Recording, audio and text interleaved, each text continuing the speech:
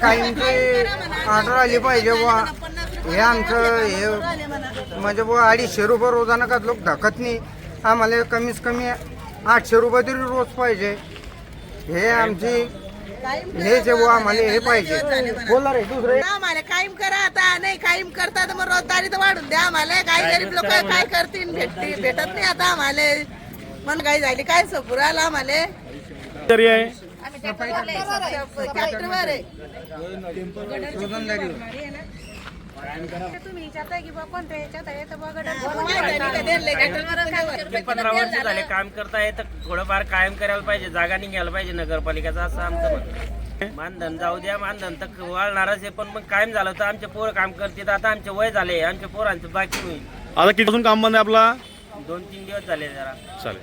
नगरपालिका काम करत होतो तुम्ही, केव्हापासून काम करताय? 50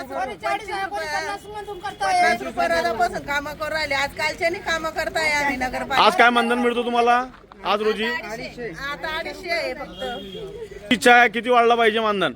नाही काय तर आता जे सरकार रोज आहे तो तर द्यायला पाहिजे आम्हाला. सरकार रोज काय आहे?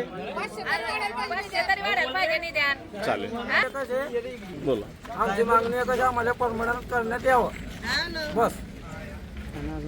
आता कायम करून आम्हाला मी आम्ही कधीचे कामं करू राहिले. निधी झालं तर आता बाहेर आहे. आम्ही आम्हाला एक आमची आशा आहे आता. आम्ही कधीचे कामं करू राहिले. 12 रुपये रोजापासून आहे भाऊ. आजी तुम्हाला किती वर्ष झाले? कामावर गेली म्हातारी झाली रोज नाही वाढला. आमचे पोरं एवढेच होते तर आमचे पोरं एवढाले झाले. आता ते मध्ये उभे आहे आमचे पोरं. काहीतरी घ्यायला पाहिजे. हा भाऊच्या भरोशावर दादी आहे ना, मग भाऊनं घ्यायला पाहिजे ना. कितीतरी मजूर आहे जामनेर मध्ये एवढ्या लोक आहे काहीतरी घ्यायला पाहिजे भाऊचे.